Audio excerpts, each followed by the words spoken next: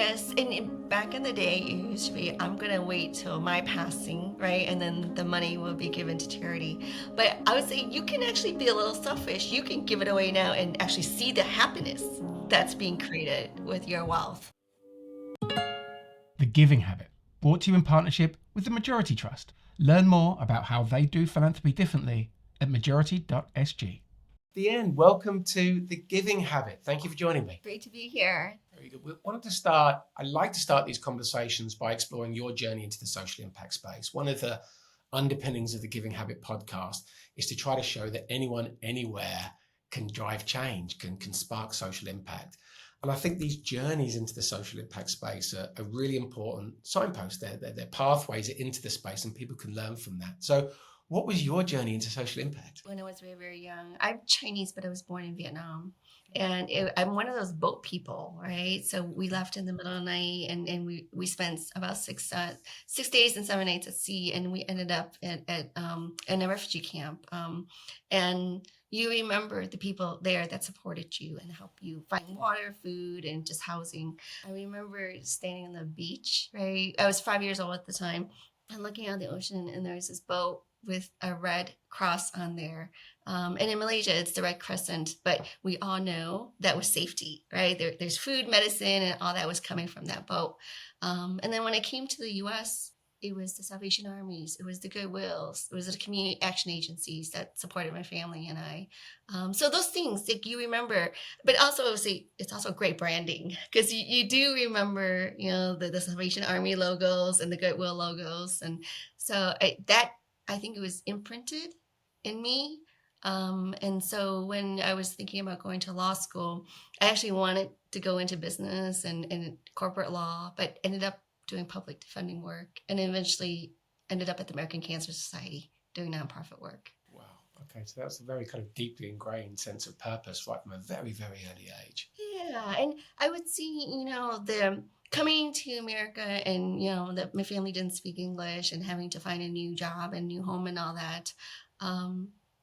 It's the people that surround you and support you. And I think even for, while we've done well, there's always a sense, yes, culturally we do give back, but there's a sense of how do we make life better for others who are not as lucky as us. And so today you are CEO of Daylight Advisory. And tell me a little bit more about what Daylight does. Sure.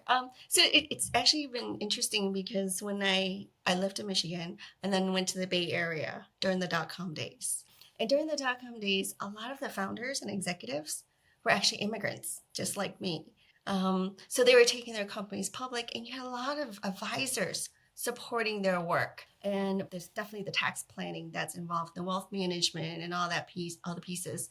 But there was a philanthropy component because a lot of immigrants were thinking, what if I can give here because my family is here now, my kids are here, but I still have this affinity back home to my village, right? To where I grew up. And so, Dan, how do I make this happen? How can I give here in the US, support, the kids' schools, but also give back home? And that's how I got into this profession. So at that time, there are very few philanthropy consultants. We weren't even called philanthropy advisors at that time. And we were using the words gift planning, really, and travel planning. And that's what we did. I just helped them figure out and navigate through what's the best, structure for giving. How do we, find organizations? What's the due diligence? And then how do we be much more effective, especially with tax deductions and all these new tools that many of the immigrants were not familiar with. And over the years, I've been in nonprofit work. I've been in fundraising. I've done advising. I worked in wealth management. And then started teaching. And that's how Daylight came together. Because I was reaching this age, Stephen, in my life, where I was thinking, I can only do so much. I can't scale. So how do we train other advisors to do this work so that we can train the trainer and scale this way? But it's been an amazing journey. And that's what we do. Daylight basically trains advisors how to have those philanthropic conversations with their clients. So how can we connect those with money and wants to do good, give them the best advice so we could support the communities that need it? You've described previously the whole kind of space of philanthropic advisory as a missing profession. And so why do you think that is? And what are the skills and attributes that you look for in people? Or what are the skills and attributes that you train in people through the programs that you run? People have asked me who makes the best philanthropic advisors, and I always say social workers. And the reason is because they listen. They're really good with people. They're empathetic. They listen, they know when to speak, and they know when to step back. And so this empathy, again, we can train on the technical tools. That's not a problem. We could train you what donor advised funds. We could help you understand what a private foundation is and all that. We can even help you on the tax pieces. But this talking to people, right? Having these conversations, asking good questions, and then knowing when to stop and pause and just this back and forth. Not everyone is comfortable with that.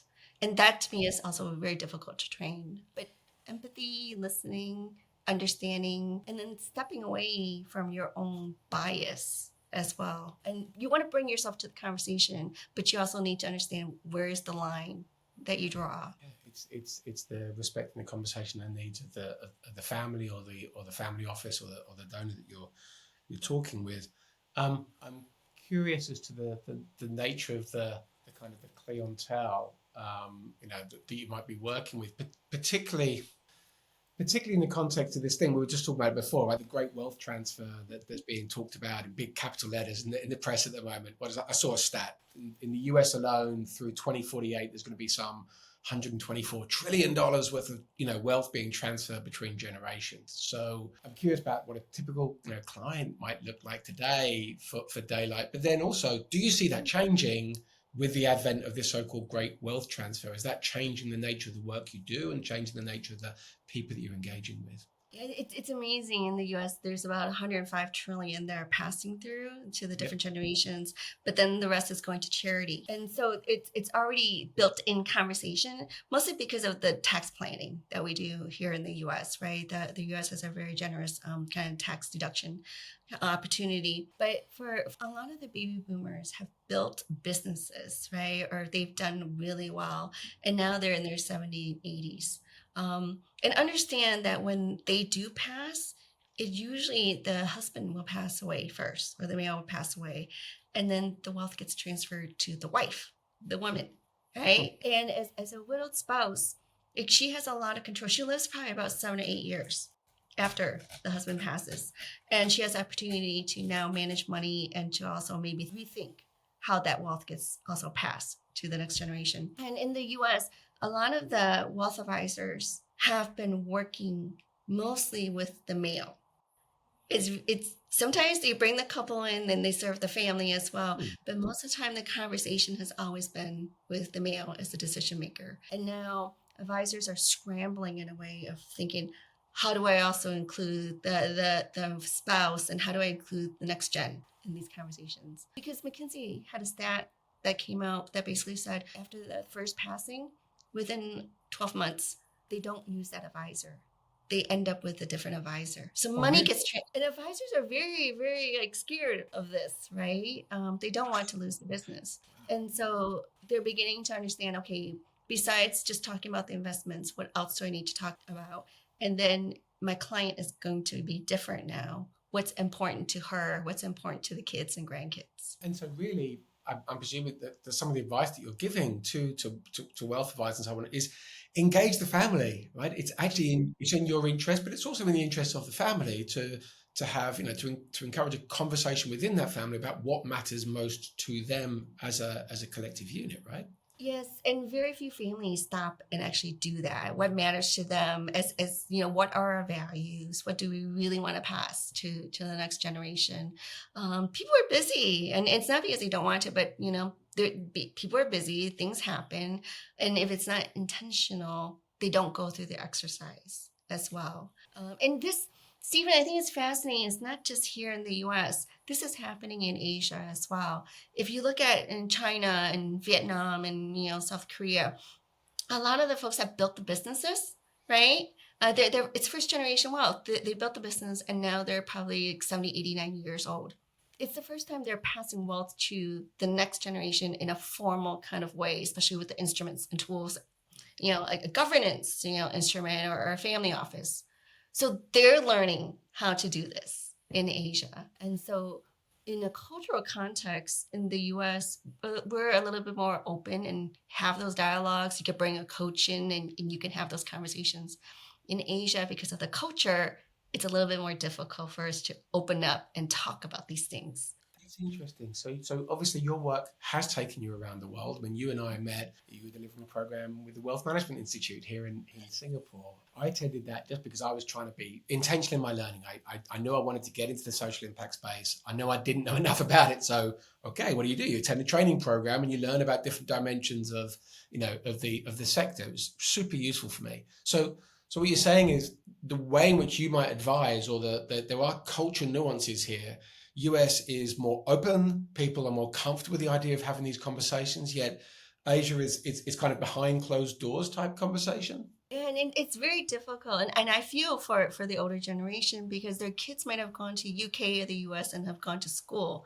So now their practice is a little bit different. They come back and they're like, why is mom and dad not talking to us about these things? So imagine it in the US and UK, if we don't even talk about money, like we don't talk about our money story, we don't talk about where it's from and how we feel about it. Imagine that happening in Asia, which is on a much lower scale, right? Remember in a lot of the cultural traditions, especially in Asia, we don't talk about money. It's a very taboo subject. But now we're forced to because we need to figure out how to transfer property to the next generation. And honestly, with Google, people figure out how much money you hold, right? Kids are not no longer just like, we don't know. Now they know. And so you have to deal with that. And so I think now we don't talk about just the values and transfer. We also take it to the next step and say, how do we help our families flourish, right?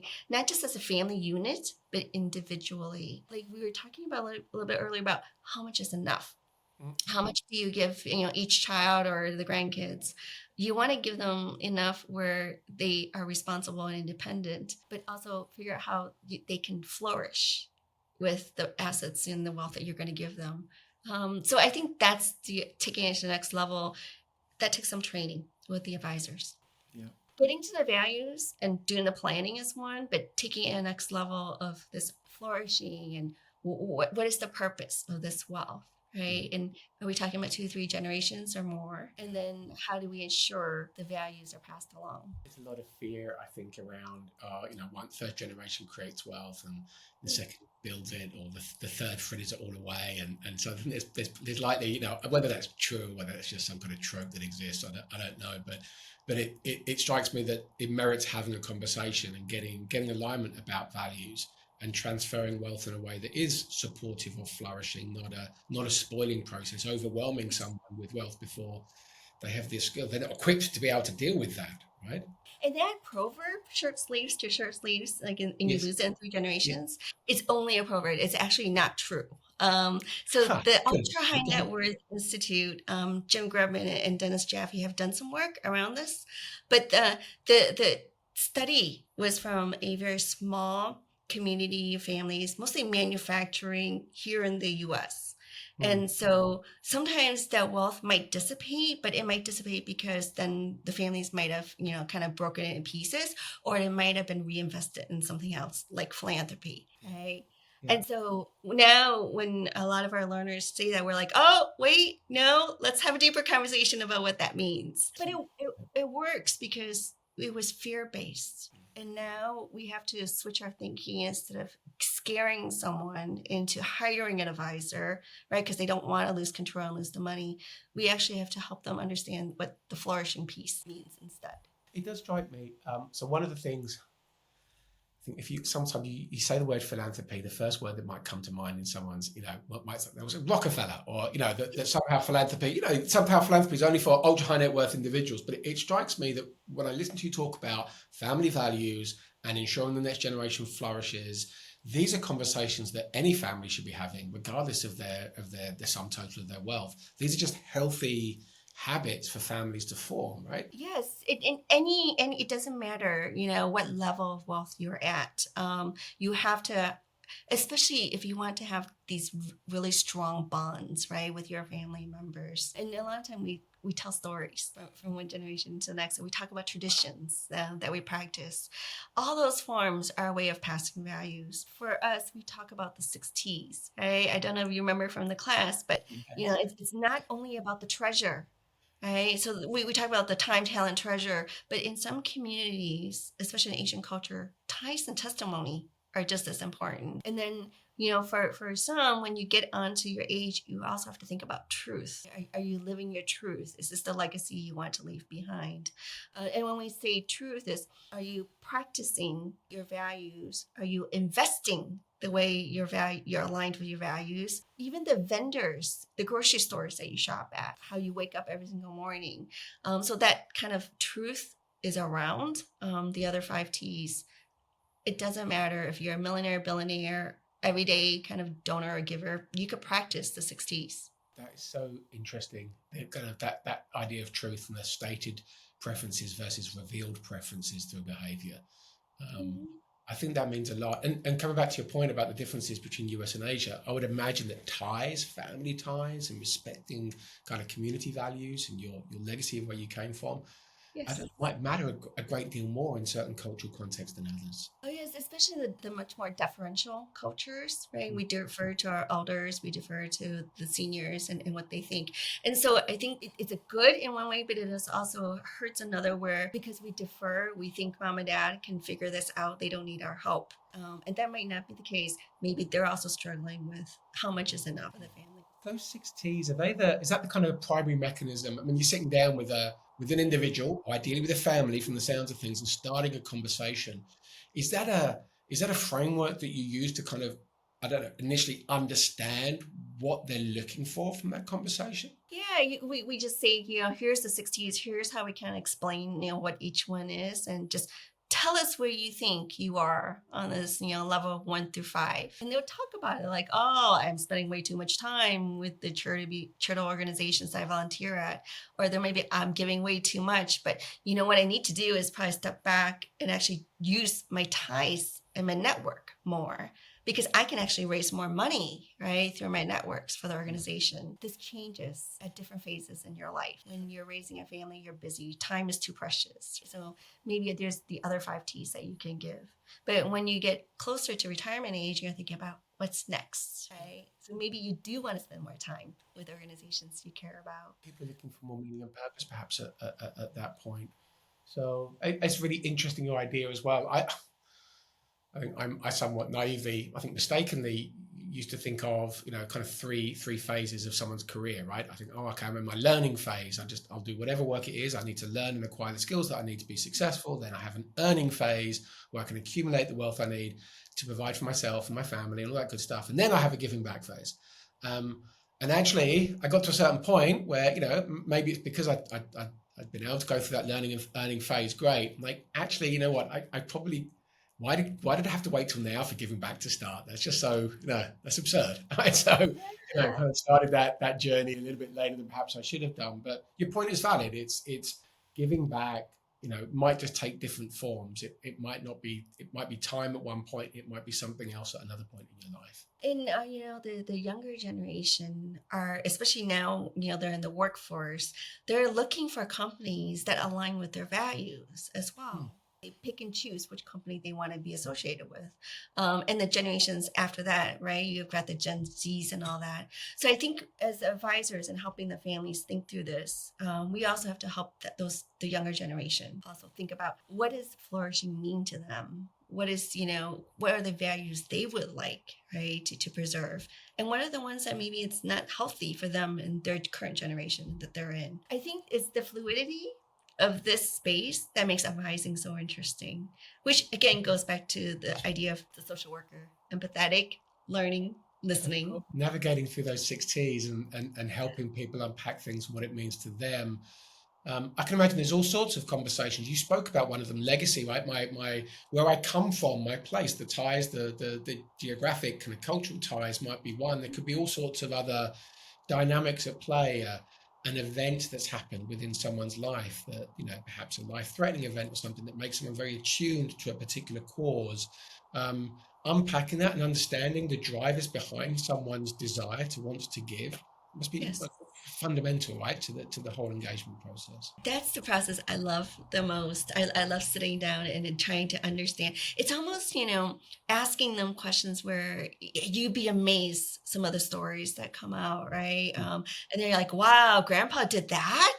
And so it's the the stories that kind of bring the family together. And I think what's missing now is we're so used to the kind of TikTok, the videos, the 15 seconds. Getting someone to sit down for 20 minutes, an hour to listen is really difficult. Attention span issues. Yeah, no, it is. It is, and it's something we're exploring with podcasting as well. This idea of a long form medium and what kind of audience that attracts.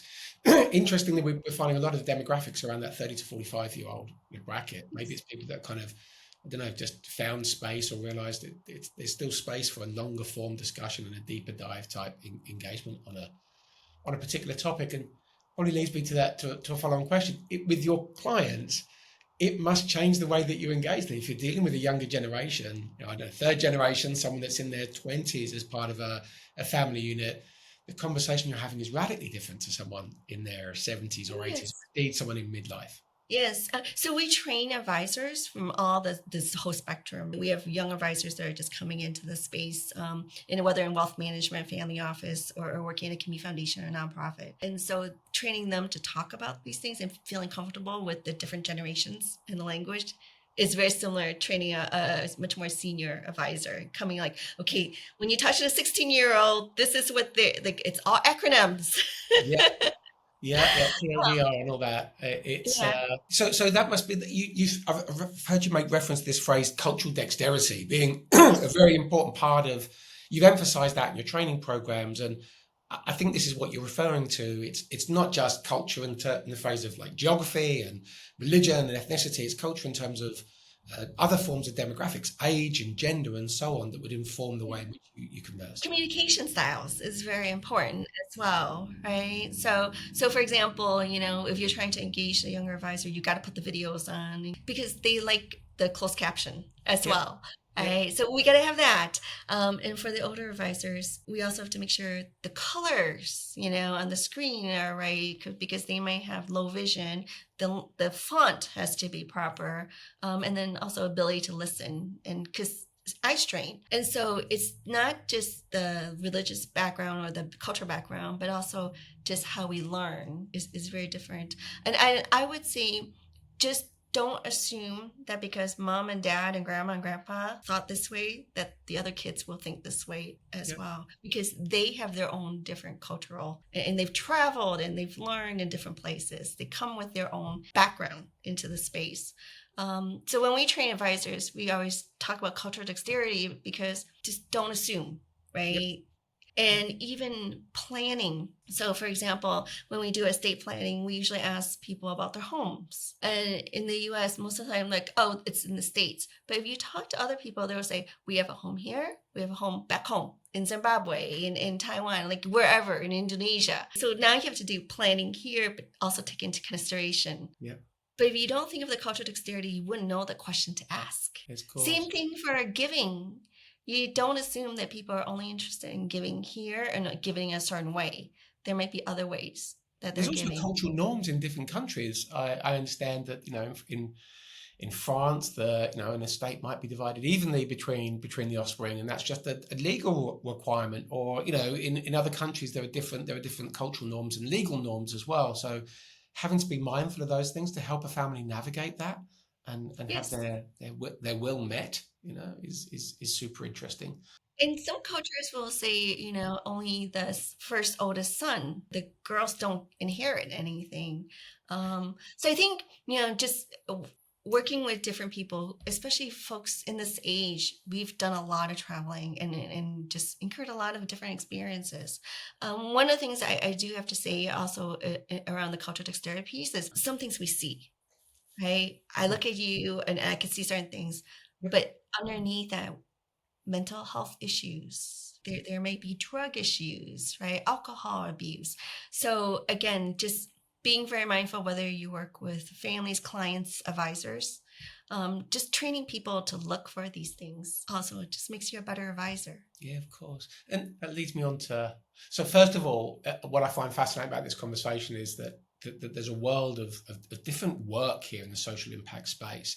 We've talked in previous podcast episodes with founders and funders and some volunteers and all that good stuff. And that's one aspect. But what we're talking about here is there's a whole advisory space in Yes. wealth management in general. It's an attribute of good wealth managers. It's an industry in its own right, so there's opportunities here, and I can only see that expanding. We talked about the great wealth transfer. Presumably, that's creating a lot of additional work, and combined with birth rate decline, right? There's fewer people to pass the money on to. That sounds very very crude way of putting it, but it's kind of true, right? That must be lending itself to a high percentage going towards social causes. Yes, yes. Especially, and people are much more aware that yes, we have enough, and we also want to share, but also I have no children. And in a lot of the states and even countries, single women, they choose to be single. They're not getting married, they're not having children. And so they themselves have a lot of wealth as well to give. So again, the whole planning space has changed drastically. I would say the other thing to kind of be mindful of as we're thinking about the different types of clients, assuming that they all want to give it away or assuming that they want to hold it into private foundations forever. A lot of people are actually closing down and sunsetting their private foundations. They might have been set up for over years and generations, but the generation might say, this is enough, right? We don't need this anymore. We don't need the money. Let's figure out in 5, 10, or 15 years to shut this down and give it to Give the it all away. community. Just find a way of Yes. actually just dispersing it. It's quite Yeah. interesting because there's a lot of Older those generation of advisors, we assume perpetuity. We assume people want these, like to be charitable and create these foundations and tools for generations and generations. Not so much nowadays. That's We got to ask the question. perhaps just thinking about in the geopolitical context, we've seen a lot of cutbacks in government aid in some parts of the world. And I've read in things like the Stanford Social Impact Review, there's a whole conversation around saying, okay, you set up a foundation in perpetuity. So maybe that foundation is investing and making 10% return. And so it's got a limit of only giving out 5% per annum. And they're like, maybe we need to change that. Maybe we did this because we were saving for a rainy day. Maybe it's raining outside. Yes. Maybe this is the time when we have to rethink that perpetuity model because the money's needed now. And that might also influence people's thinking about how they construct those foundations, right? Yes, and just being aware that when there was like a private foundation was first set up, or when donor advice when it was set up, the family was thinking, oh, maybe this tool will bring our family together to talk about values, and at least once a year they'll get together. That might not always work. You assume families members want to get along with each other, but sometimes they don't. Forcing them to come together to make a decision about where to give just creates more chaos, right? So Sharon Snyder, one of our friend, always says, if they need therapy, have them go through therapy. They don't need a free advisor or tool. So again, good intentions, right, for setting these tools up, but also just being mindful. And I would say when you structure these things, just give a little leeway. If it's not the right time and purpose and it needs to be sunsetted, let them do it. Right? Don't force them. You also made a good point. I just want to kind of amplify it around this kind of how much is enough piece and just kind of leaning into that a bit more. There is a point. There's a lot of research out there that would show you reach a certain point of wealth generation and it no longer, there's no correlation with happiness, right? It tends to kind of flatline out. And different people have different levels and different needs and wants and all that kind of good stuff. But there is a point at which it flatlines out. And I think it strikes me that people reach a point where they start having that conversation and it's that what's beyond that. So it might well be that they want to provide for the next generation to an appropriate amount. And then it's what happens beyond that. And there's a different approach to giving. Back in the day, it used to be, I'm going to wait till my passing, right? And then the money will be given to charity. But I would say you can actually be a little selfish. You can give it away now and actually see the happiness that's being created with your wealth. So again, going into a lot of this planning without assumptions and just, being discerning and asking questions, I think is really important. And culturally, it's very, when I ask and work with the advisors in the US, it's very different than working with some of the older advisors and their clients in Asia as well. Yeah. I have to be very careful how I phrase questions. And always looking at the advisor for cues as well, I right? can well imagine. What I'm sitting with at the moment as we're having the conversation is the other side of the fence, right? So you're providing advisory here, and now I'm thinking about social impact workers, funders, founders, fundraisers out there, people, doing really good work in various social causes. And many of them, myself included, right? I think if you recall, I run a small charity in Sri Lanka. We look after uh, we focus on kind of educational needs in rural communities. It's a cool little program. And I sometimes think about, are there Sri Lankan family offices headquartered in Singapore that I could go target, and what would that look like, and how would I engage with them, or what are they interested in? I'm sure that there's many people that might be listening to this conversation thinking exactly the same thing. You're providing advisory to these family offices, to these ultra high net worth families. What can social impact leaders and fundraisers learn from your work? We talk about when we train the advisors, we talk about, besides being able to listen and all that, is a lot about family dynamics, right? Mhm. Going into the space, everyone wants to be a philanthropy advisor, and it's not an easy job. And it's not just there are philanthropy advisors who work in this full time, but there are also what we call ancillary. So if you're a wealth advisor, you also bring up philanthropy with your clients. Same for estate planning attorneys. Unfortunately, over the years, anyone can call themselves a philanthropy advisor. Mm. And so now we're trying to put together a competency model. So Daylight has a philanthropic advising competency model that applies not just for nonprofits and philanthropy advisors, but also wealth advisors as well. They'll see themselves in the model. But in order to uplift philanthropic advising to be a profession, we need competencies. That way, when a family office hires an advisor, they know what to expect in terms of skill set. Mm. And that also talks about how much they are willing to pay. It could be now as a profession, and now we're in the same level as the estate planning attorney or the accountant. But in order to become a profession, we need to do a couple of things. Definitely a competency and education piece, but we also need ethics in this phase. And then we also need some sort of examination. Like we need to be tested to get some sort of licensing, or at least a standard. And then a standard of care as well for our clients. And then there has to be some sort of practitioner community that engages and can kind of move each other up in the space. But I would say for, if you're the fundraiser or you're the board member, trying to figure out, how do I talk to this family, right, to support these causes? First thing is, one, don't assume that because they're Sri Lankan that they're going to support Sri Lankan organizations, Right. right? First thing, let's not assume Yeah. that. Let's really talk to them, because sometimes they leave their country because of certain issues, and they're still going through like this identity of like, how do I want to identify now? So we need to learn a little bit about their story. Tell us, how you left. Tell that, just like how you asked me, right? Right.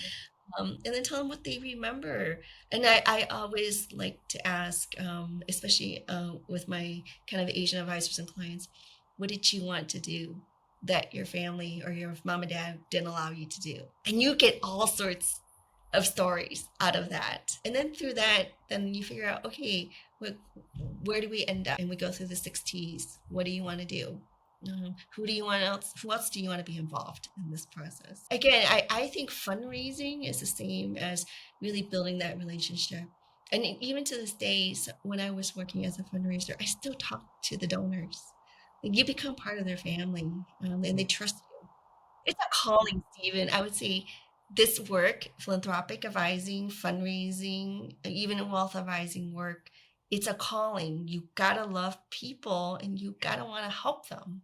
So Yeah, I think it's true of in the people that work actually in the social impact side for the charity organisations that might be trying to connect with these folks. And it seems I think your point's valid. Is don't make an assumption, right? Actually ask the questions, do some proper qualification first before wasting someone's time. Do you see the work of an advisor as being cognizant of the different social causes that are out there? Do you maintain a network of charitable causes that you, for want of a better term, partner with, so you have some potential solutions that you can offer, or do you really leave that to someone else to do it? How does that part work? So we don't directly advise on that, but when we train advisors, we always ask them, at least, have some relationship with nonprofit executive directors and fundraisers.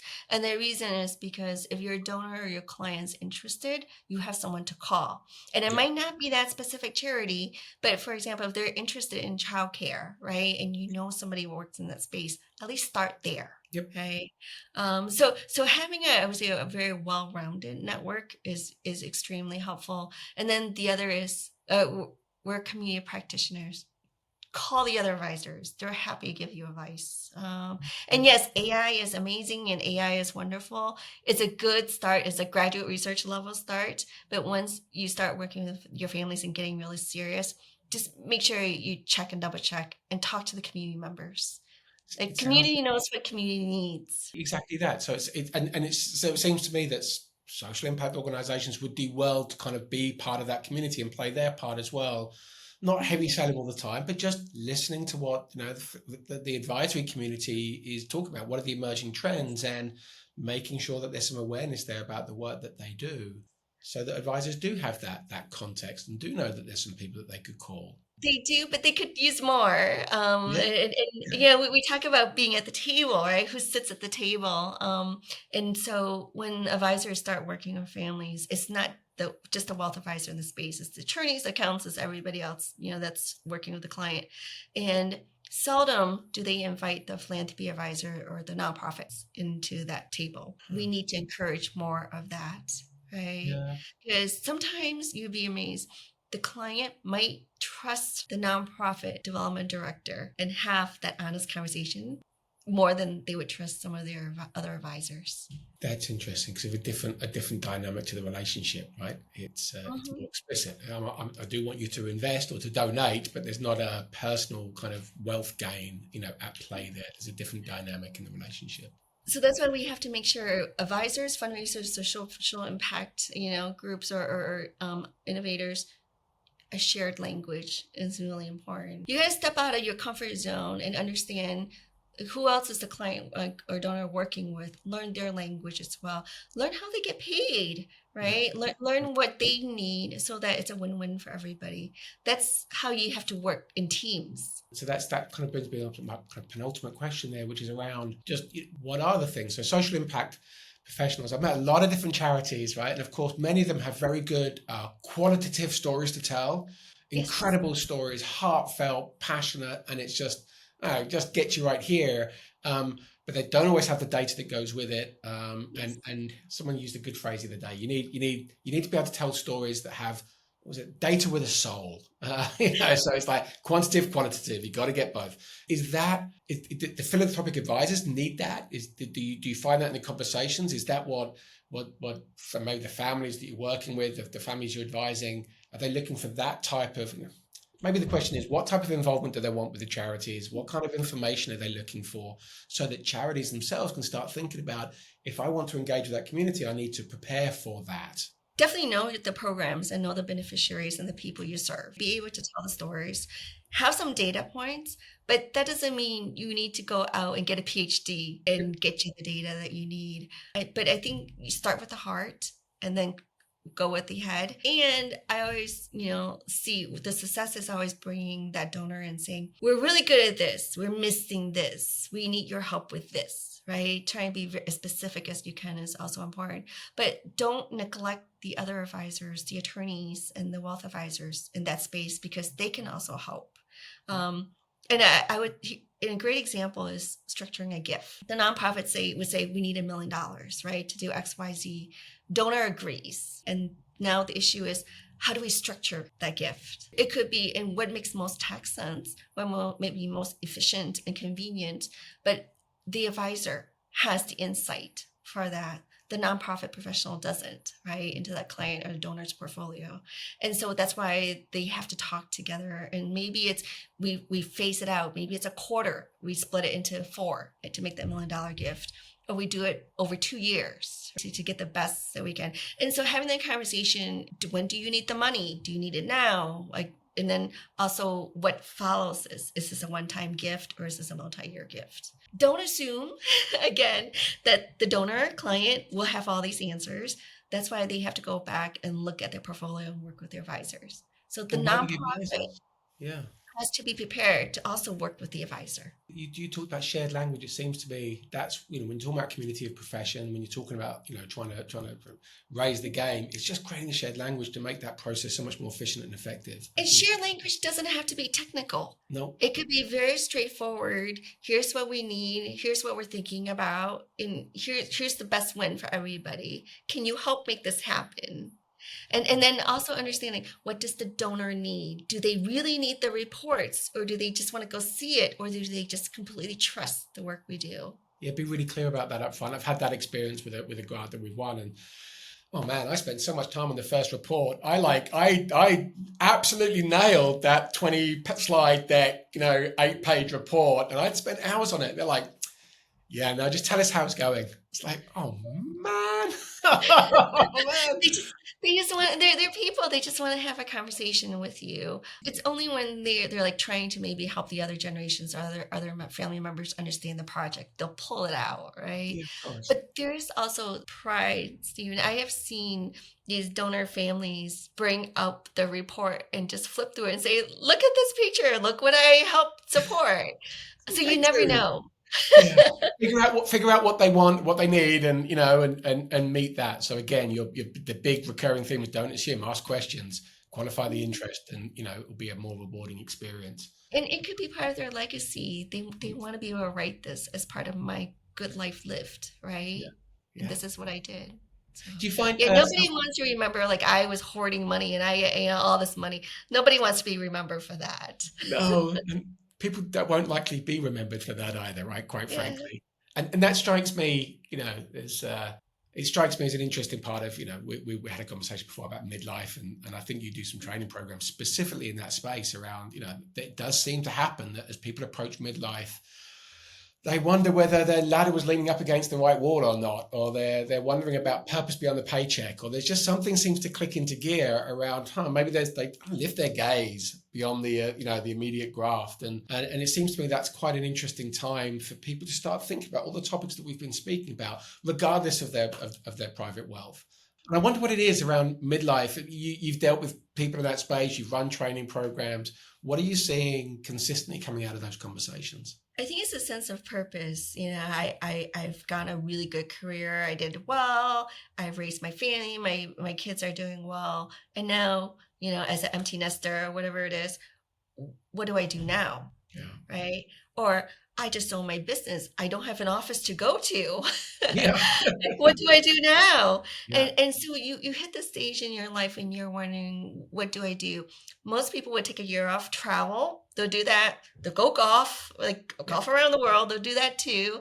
And then after a while, they'll come back and says, do I do another startup? What is it? What do I do?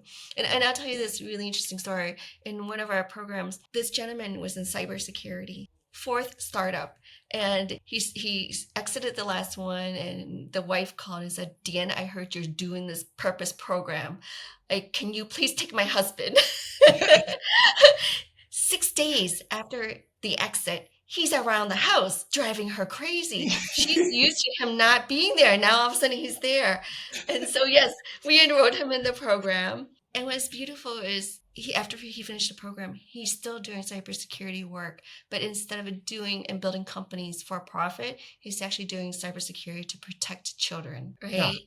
That is his purpose. He figured out his purpose. And so those stories to me are just so beautiful, because every one of us, I think, knows what it is that they need to do. We just have to give them the space to think through it and find the opportunity. Yeah, I think that's beautiful. That really is a beautiful way to wrap up the conversation. There's one last question around, I know you put a lot of time and effort in thinking about the space, and you've written articles and all manner of things to kind of put knowledge out there in the public domain. I'm grateful for that. Let's imagine that you're sitting down tomorrow to write the next chapter of the book, and the chapter is going to be about some new emergent trend or some underdeveloped theme in this advisory sector. What would it be, and why? What's the topic that's interesting you most as an emerging theme in our space? It's a little bit geeky, but Okay, I'm really interested. Geeky is good. I'm interested in business models. Okay. In the philanthropic advising space, our business models are only kind of coming into kind of a clearer light, right? Because no one's really documented this and no one's figured out the perfect mechanism or business model for philanthropic advising because we're so fragmented. But the wealth management space is also shifting and changing. So you have a lot of folks now that don't need just look at my portfolio and you could charge me assets under management, one fee.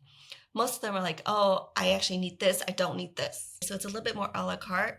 And then also working with families, how do you bring in the younger generations, right? So that takes a lot more coaching and advising. So that's a different fee. So I'm really fascinated by the changes in the wealth management space about business models because it trickle downs to also the philanthropic advising models. But I think it was McKinsey was also has some of this new statistics that's saying because of AI, even their business model is changing on how they work with clients. It's not based by hours anymore. It's not based by project. It's actually based by outcomes. No. And so I'm just fascinated. Like I would love to do more research in the space about business models and what clients really want and need, willing to pay for, but also the flourishing piece. Don't just tell me how to invest a portfolio. How can I live a good life as well? Yes. Yeah, that much broader. There's a broader context within which giving sits, isn't it? It's living a good life. It's leading one with purpose and meaning. Mhm. Six T's again, and figuring out what that looks like and what role philanthropy plays in the context of the good life. And I totally get, the rapidly changing landscape of business models we're seeing in the software space as well. The rise of agentic AI means most license models are based on the number of users. Well, that's going to change. And it's almost like every industry is being affected by that upheaval, that dislocation of technology, and new business models will emerge from that. Yes. So how do we continue to have that human element, right? Of Wonderful. empathy and listening and all that, but Yeah. also make a good living as well as an advisor in the Yeah, space. yeah, of course, that's important. That's we want to see. Use this word earlier, flourishing. We want to see a thriving and flourishing, industry sector where families are thriving and flourishing, and the Yes. philanthropic sector as a whole is flourishing. Then Yes. that's a marker of a healthy society, I'd like to think. Oh yeah, and the money is also flowing. Another F, right? Flowing into the Yeah. communities. So it could Very because what is the purpose if each of us flourish but our communities don't, right? Yeah, if we can get to the heart of that, I think that we know we're doing good. And I think the work that you're doing is super interesting and super valuable. I'm very grateful we had the opportunity to meet as part of that training program back in Singapore last year. And thank you very much for your time on today's conversation. Yeah, thank you for having me, Stephen.